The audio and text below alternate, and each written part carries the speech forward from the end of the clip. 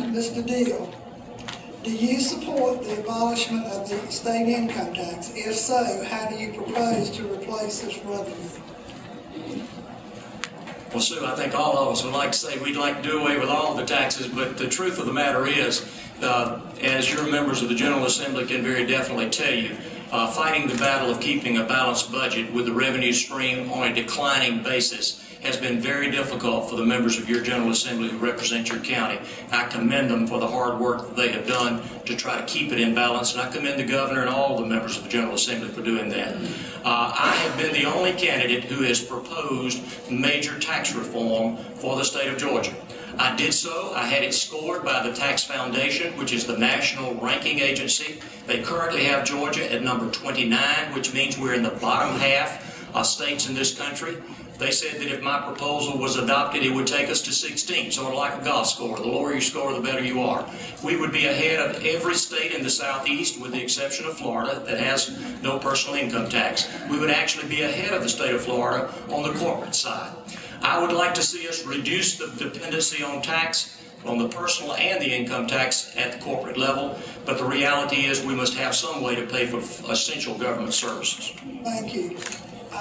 Secretary Handler, do I need to repeat? Nope, no. I do favor phasing out this state income tax, and here's why. I think that we can move in that direction, come up on sales tax. We need to analyze where we are with tax credits and sales tax exemptions, and really move our tax code from an old-time tax code to a 21st century type of taxing structure, so that we can push pro-growth strategies in this state. And certainly I know it's not going to be an easy task, but let's be candid. Florida, Tennessee, and Texas, they all figured out a way to do it. And that is why, from an economic development standpoint, they are doing better than we are right now.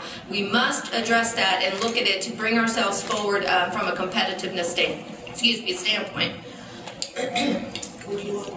Well, I would certainly be one of those that think we ought to move toward a consumption-based approach, because it is a more responsible way of taxing ourselves. Everybody participates in a consumption-based approach. You have to do it incrementally, you have to do it cautiously, you have to make sure that you don't have a cataclysmic loss of revenue that's going to mean that you have to start laying off teachers en masse, that you have to start laying off law enforcement officers. We can systematically move in that direction. You may remember, for those of you who are fair tax supporters, I have been a supporter of the fair tax legislation at the federal level from the time John Linder first introduced it.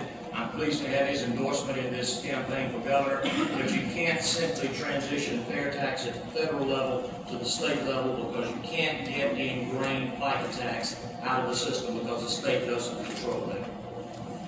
Thank you. Certainly, I do believe, again, that we do have the opportunity to phase out state income tax. Again, I would point out, Florida, Tennessee, and Texas have done it. Now, make no mistake about it, however, there will have to be a strong partnership with our local governments. One of the things that we have seen is working on initiatives within the state legislature that then becomes a pass the buck down to the state, down to our local governments. That is not tax reform. That is passing the buck, and we have got to do better in order to be competitive. On the other side of this, it's not just about taxes. We also have to deal with the spending side, and I'm the only candidate in this race who has said that this is our time to make good on that conservative principle of limited government and to permanently downsize state government by at least 10%. State employees, where many of their functions have been removed and yet they are still on the state payroll. We can downsize our state government. We have to. I think we should explore more opportunities to privatize functions that are currently being taken place only by state employees. Private enterprise can generally do things better and more efficiently and more cost effectively than can government, and that's one of those directions that I think we should take.